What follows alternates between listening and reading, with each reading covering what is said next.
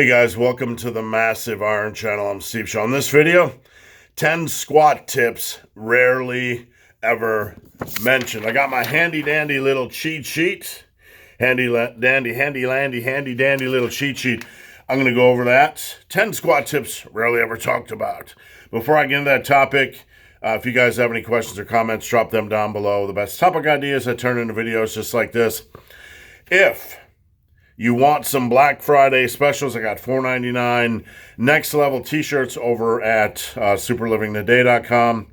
And I got some coaching specials. If you want to save money on monthly coaching, I don't discount it, but I'm giving people extra months for signing up for 6 months. So if you're interested, let me know.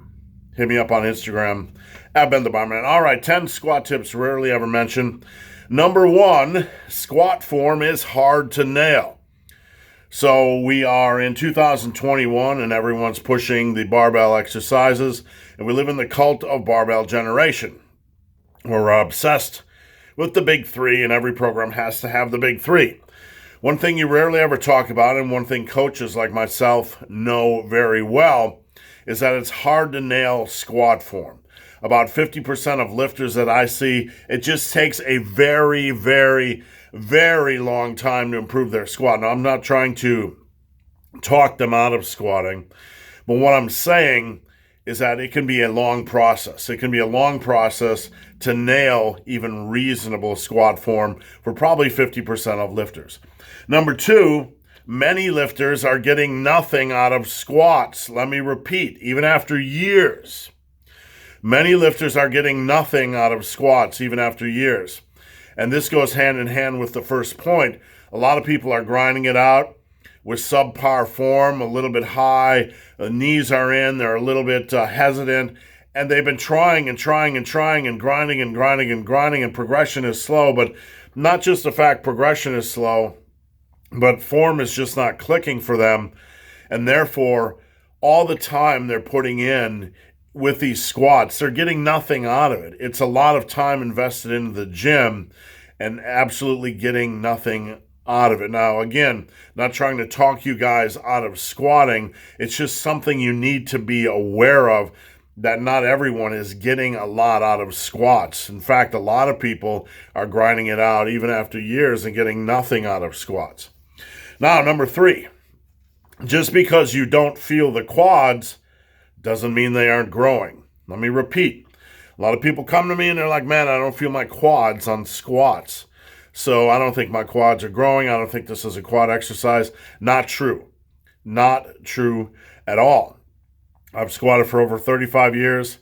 Never get quad soreness. Always get hamstring soreness. I think I'm a little bit quad dominant, but that doesn't mean my quads aren't working and growing. In fact, my quads are big and beefy after 35 years of squatting. So just because the important point here is on squats and any other compound movement is just because you can't feel a body part or a muscle group, because you're not getting sore on that muscle group, that doesn't mean it's not working and being worked hard. That's a myth, that's a lie, that's a misconception. Number 4, high bar is not the way, the truth, and the light for most. Learn low bar first and then adjust.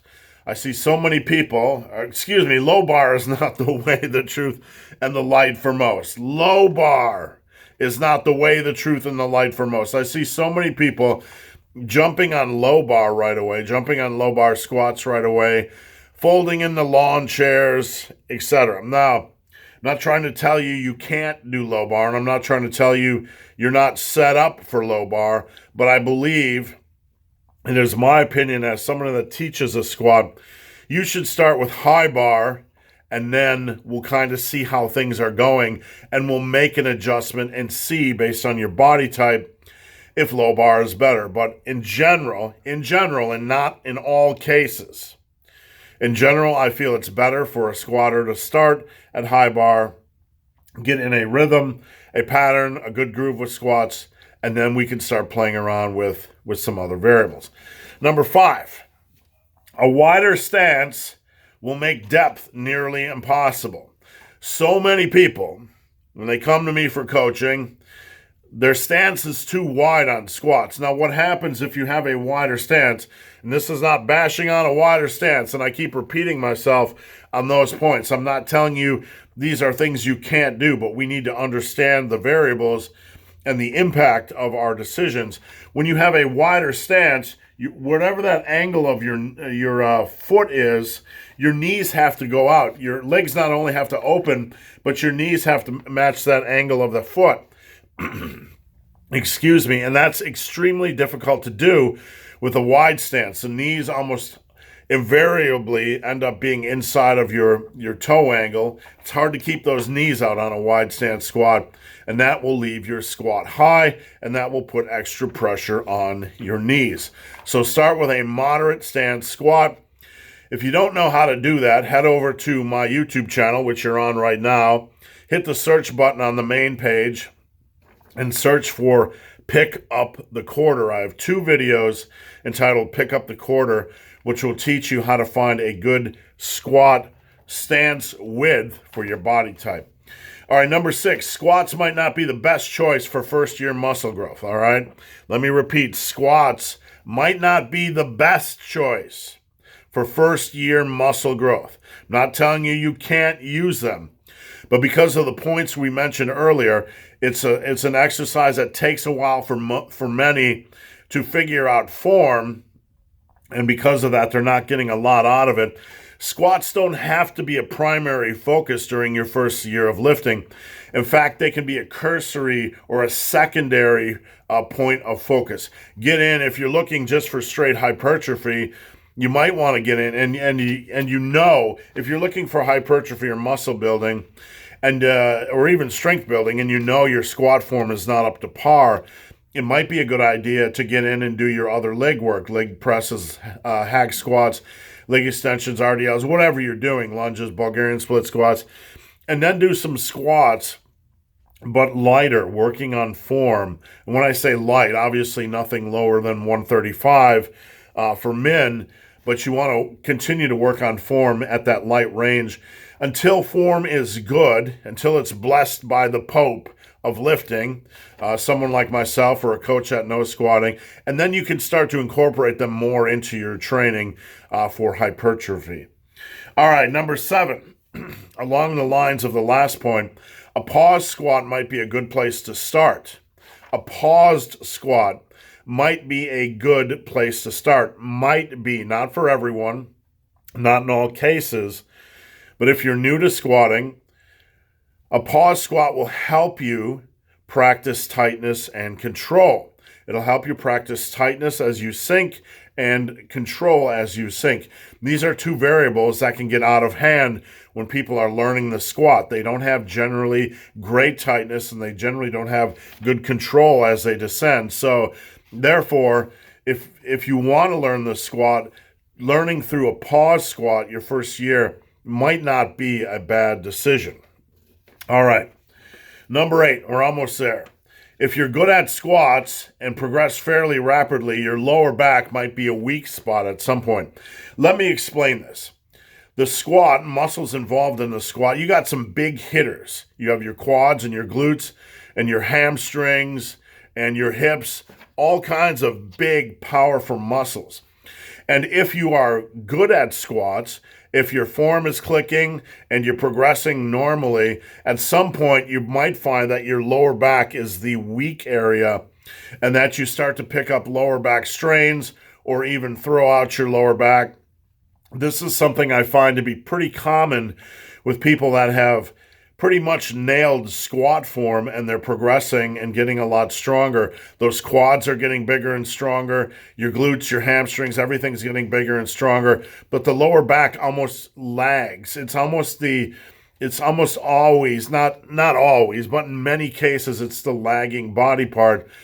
So folks that find themselves improving on their squats rapidly almost run into a period maybe of 2, 3, or even 6 months where their lower back is kind of trying to play catch up. All right, number 9, soft hips sink ships. Soft hips. Watch squat videos on YouTube or on Instagram or your other favorite social media platform, And watch the squat lockout and watch the hips. Are the hips just kind of hanging back as the person is squatting up, or are they driving forward? Are they powering forward to a reasonable degree? Now, if you watch for this over and over again, you'll find that in nearly probably about 50% of squats, lifters have soft hips. They're not trying to push those forward. They're squatting up and they're leaving their hips and glutes out of the lockout. So, some of you that are interested in muscle building only are going to be like, man, I just want to work the quads and I'm not worried about the hips or glutes. Lock that sucker out. Use your hips and glutes as you're about 60 to 70% of the way up out of the hole to help you lock out. That'll help to take some stress off your lower back and help with general fatigue during a set. So watch for soft hips. Are they lingering back, or they're powering those squats forward? And the last point, and this is a big one, I'm not a big fan of reps in reserve, but RIR can be harder to judge on squats than any other lift. Here's what I mean. Squats can feel super tough to the point where you're like, man, that was incredibly challenging, but you might have 2, 3, or 4 more reps in the tank just because of how intense squat reps can feel. I've been on many, many sets over the years where I knew, boy, that rep just kicked my ass, but I knew I had another 1 or 2 in the tank if I wanted to. So just know that squats, more than any other lift, when you're trying to analyze reps in reserve or how many reps you have left, that you're probably a little bit further away from failure than you think, and that's okay. We really don't want to be pushing squats to failure because there's so many things that can go wrong, and we open the door to so many injuries. So it's better to practice safe sets and focus on safe progression. So guys, hope this video has been of some help. If you have any questions or comments, drop them down below. If you made it this far in this video and have yet to subscribe to my channel, please do. I'd appreciate the support. So guys, as always, thanks for watching. Have a great day.